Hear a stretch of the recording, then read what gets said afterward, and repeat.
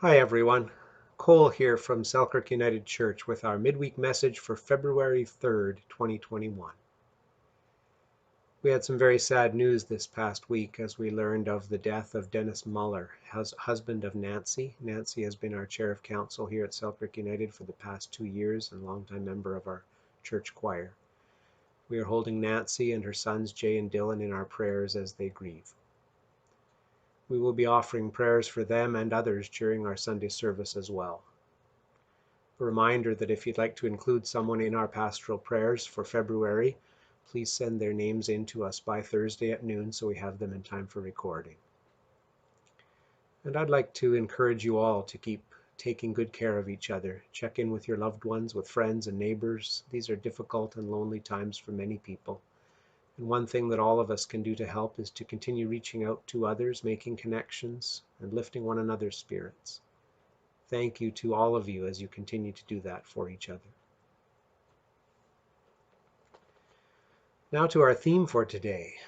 Many of you will know that February is Black History Month, officially recognized in Canada since 1996. This is a time to honor the contributions and struggles of people of African descent.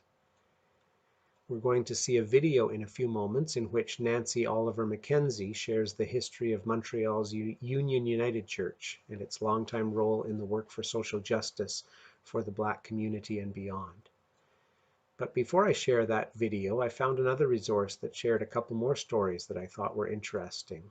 This is certainly a part of our Canadian history that I didn't know much about at all, and perhaps that is true for you too.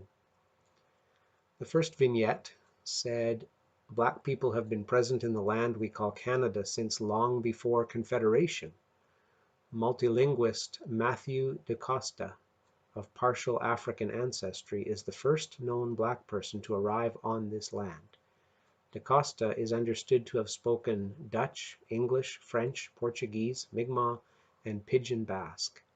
And because of his ability to learn new languages, he traveled with João Fernandes Lavrador, exploring Greenland and the North Atlantic coast of Canada as early as 1499. Additionally, DaCosta would voyage with Pierre Duguay Dumont and Samuel du Champlain. And the other vignette said, the story that is dawning on the minds of more and more Canadians in recent years is that slavery connected to European colonialism existed in Canada for about 205 years. It began with the arrival of Olivier Lejeune, an African boy from Madagascar, about 7 years old, in New France, modern-day Quebec. There is little known about Lejeune, but he was educated by a Jesuit priest, Father Lejeune, and upon baptism took the name Olivier after the colony's head clerk Olivier Le Tardif. He would later take the priest's surname. By the time Lejeune died in May 1654, it is thought that his status had changed from slave to free domestic servant. There is so much of this history, often painful history, that is unknown to the vast majority of Canadians. There is much more information about Black History Month on the United Church of Canada website for any of you who are interested in doing some more reading. The website address is united-church.ca, all lowercase. And right on the home page there is a link to more information on Black History Month. Now we are going to end this episode by watching the video about Montreal's Union United Church and some of its history. So that's it for me this week. God be with you all, offering you peace and hope and comfort for today and for the week ahead. I'll see you next time. Here's the video. Lift every voice and sing till earth and heaven ring, ring with the harmonies of liberty.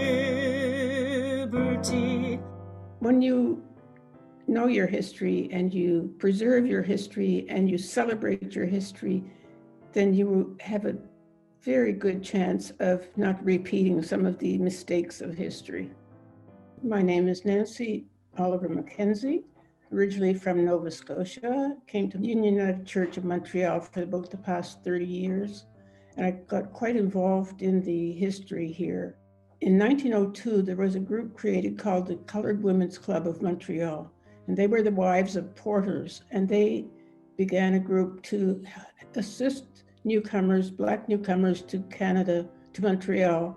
Black people of Montreal were not particularly comfortable in going into the churches that were already established here, so they met and decided to create their own church, and it was created in 1907, and it was called Union Congregational Church, and which eventually became Union United Church in 1925.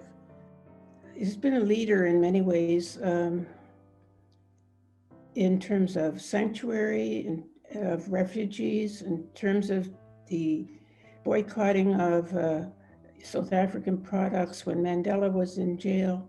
And that resulted in Mandela coming to Montreal to Union United Church in 1990, actually. And he spoke from the pulpit of Union United Church, which is one of our proudest moments in the church. The diversity is what makes it stronger. And I think it's what holds Union together.